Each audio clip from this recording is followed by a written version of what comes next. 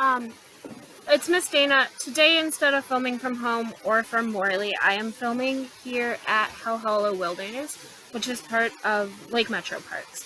So behind me is Payne Creek, and you'll notice there's a little waterfall there.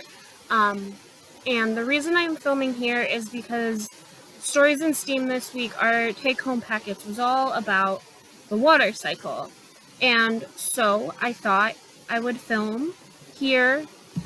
This is one of my favorite parts. This is kind of a weird place to film because I have to talk over the waterfall, which isn't ideal sound-wise. But I wanted to film by a waterfall because we're talking about the water cycle, and waterfalls are so important because they get a very important thing into our water that we often don't think about. So water is made up of multiple molecules, right? It's made up of hydrogens and oxygens, H2O, which means that there are 2 hydrogens per oxygen. But we also in our water need what's called dissolved oxygen. And so that's just oxygen that isn't part of the water. And waterfalls get us that. They get air into the water. So all that white, when you see like white foam in waterfalls, that's all that dissolved oxygen. And the dissolved oxygen is important because it keeps our streams healthy, which means that there can be life and things inside, and so the life helps make everything else healthy. So we want to make sure that we have healthy streams and healthy water in our streams. And today we are going to look at a book called Water, Little Water. And you'll notice it also says Agua Aguita up at the top, which is Spanish for water, little water. And that is about as far as my Spanish goes, unfortunately. So this is one of our bilingual books. But I unfortunately took German when I was in school, so I don't think my Spanish is good enough, so I'm just going to read the English. But remember, if you guys want, if you guys are learning Spanish, this would be a great book for you guys to get with curbside, because you can read the English and the Spanish. So you'll see there's multiple words that I'm not going to read. So we're going to start. My name is Water, but everyone calls me Little Water. I like to be called Little Water. I am born deep in our Mother Earth. From there I come singing. I am a tiny drop. And drop by tiny drop, I climb to the surface. I pass through the pores, get entangled in roots, climb along rocks,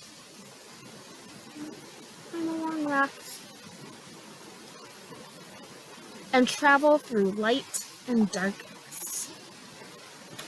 Drop by drop, I climb, and when I come to the surface, I rest by hanging on the tips of leaves, on spider webs, or on flower petals. I am Little Water, a sigh of morning dew, Little Water, a sweet, tender, and strong song. I am Little Water, and drop by drop, I become a river, a lake, an ocean. Drop by drop, I climb to the sky. I am one color in the morning and another in the afternoon. And then at night, I am another color. I am all colors and have no color. I am all flavors and have no flavor. I am all shapes and am shapeless. I am water. I am Little Water. Drop by drop, I turn into a cloud. I am a water bird. Drop by drop, I return singing to our Mother Earth. I am Little Water. I am life. So that was Water, Little Water. And did anyone notice anything strange that happened during that video? You guys might notice the background suddenly looked different, right? So just like our little drop of water went from the river to the lake. I came from the creek to Lake Erie.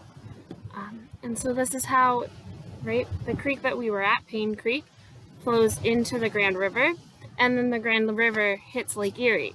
So I chose to end at Lake Erie is because like the water flows from the creek and then it gets here. But do you guys know why that's important and why we care about that? So Lake Erie is actually where we get our drinking water from, right? So water is in the ground, it's in lakes, it's in our streams, and it's in our faucets for us to drink, and it's all the same water. So that water that we drink, you know, is the same water from Lake Erie. It just gets cleaned and then, you know, goes through us and then ends up back in the lake, ends up back in our clouds, things like that. So it's a big cycle, right? So now that we kind of understand how the water cycle works and how a water droplet moves through an ecosystem, we are going to head back to the library and we're going to look at precipitation and condensation and all those big water cycle words. All right, are you guys ready to come back to the library with me? So for this experiment, we're going to need some ice, 2 dry cups, they need to be the same size, and then hot water.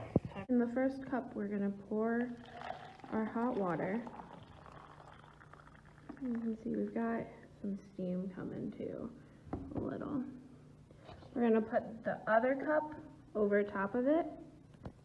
Then we are going to take our ice. We're just going to put a couple pieces. So you put our ice on top, and then you'll see, you can see a little bit already starting to form. But we'll see over time as this ice melts, what we'll see is condensation. So we're gonna let it sit for a while. I know you can kind of, if you look real close right there, you can see some forming already. We're gonna come look at this in a few minutes and see if there's more. All right, so it has been about 5 minutes and you can see we have a lot of condensation happening on our cup now. So this took about 5 minutes. There's condensation, so our water droplets are forming, and you can see, great, you guys see this one here where the water ran down. So as those water droplets get bigger, as we have more water droplets that kind of combine together, a large water droplet is formed by a bunch of mini ones, and when it gets too big, it falls down the side of the cup, just like how when they get too big or heavy in the clouds, they fall down out of the sky. The clouds don't. The water falls down out of the sky in the form of rain. So we have condensation and then precipitation. So this little line that we talked about is kind of an example of precipitation. All right. So I hope you enjoyed that story. I hope you enjoyed the experiment that I just did. And if you guys had the packets, I hope you enjoyed all the experiments you guys got to do. If you didn't get a packet this week, or if you did, remember a new one will be outside of our doors on Monday for you guys. So we'll have our new packets out on Monday. So grab those. Remember to still like us on YouTube and on Facebook so that you can keep up to date with story times and with any new library information.